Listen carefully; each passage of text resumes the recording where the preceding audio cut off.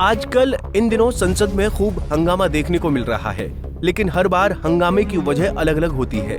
ऐसे में केंद्रीय गृह मंत्री अमित शाह से हर कोई परिचित है कि वो कभी भी विपक्षियों पर तंज कसने का कोई मौका नहीं छोड़ते हैं। इसी कड़ी में उन्होंने सदन में आपदा प्रबंधन विधेयक में संशोधन की कार्यवाही के दौरान ऐसा कुछ कहा जो कि अब सभी के बीच चर्चा का केंद्र बना हुआ है। अब ये सब जानकर आपके मन में जरूर सवाल आ रहा होगा कि आखिर अमित शाह ने ऐसी क्या टिप्पणी की।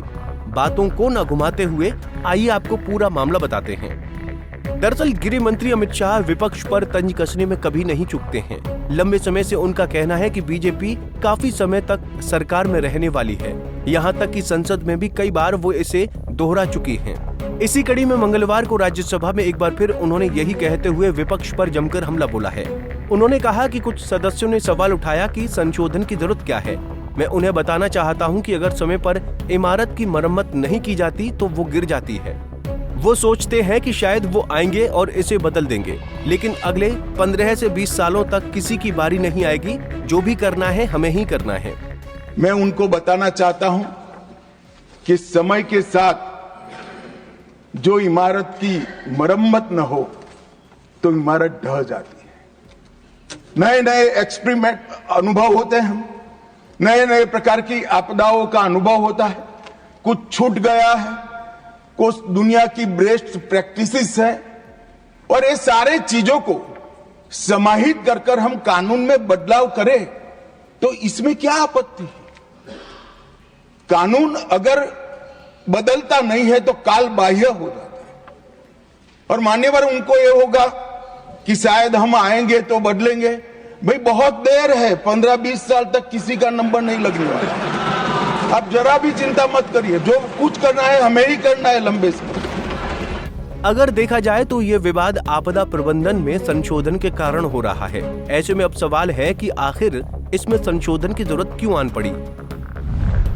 विधेयक में संशोधन की क्या जरूरत। केंद्रीय गृह मंत्री अमित शाह ने इस विधेयक को लेकर विपक्षियों पर जमकर निशाना साधा। उन्होंने कहा कि हमारा आग्रह है कि जो लोग बिल का विरोध कर रहे हैं उन्हें अभी ये समझना चाहिए कि उनकी पार्टी ने खुद ये सलाह दी है। हम रेडियो पर चेतावनी की जगह मोबाइल पर चेतावनी की तरफ जाना चाहते हैं। हम एक पावर बनकर उभरे हैं। राष्ट्रीय और राज्य स्तर पर आपदा को लेकर ज्यादा प्रयास होंगे। विधेयक में नैतिक जिम्मेदारी भी डाली गई है।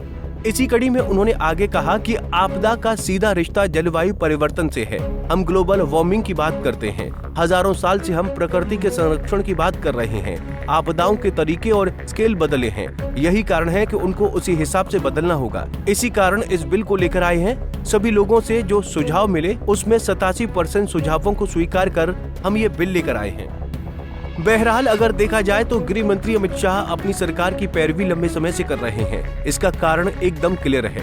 बीजेपी ने लगातार नॉर्थ के किले जीतकर लगभग कई राज्यों में सरकार बनाई है। इसी कड़ी में राजनीतिक पंडितों का मानना है कि बीजेपी लगभग ये मानकर चल रही है कि अभी भाजपा को हराने के लिए कांग्रेस खुद को मजबूत नहीं कर पाई है। बाकी की रही सही कसर क्षेत्रीय पार्टियों के मजबूत होने से पूरी हो रही है। ऐसे में कांग्रेस उठ नहीं पा रही है। पिछले कुछ सालों से बीजेपी ने अच्छी पकड़ बनाई है।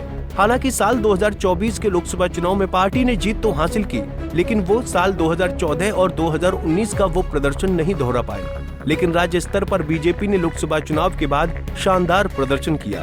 बीजेपी ने हरियाणा, महाराष्ट्र और दिल्ली में शानदार जीत दर्ज की। पार्टी ने 27 साल के बाद दिल्ली में सरकार बनाई। कहीं न कहीं इससे साफ होता है कि बीजेपी की शक्ति अभी उभरी है।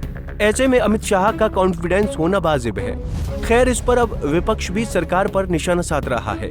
ऐसे में इन सभी बातों में एक बात तो तय है कि गृह मंत्री अमित शाह के इस बयान पर आगे जमकर हंगामा होगा। Bureau report, Punjab Kesari TV.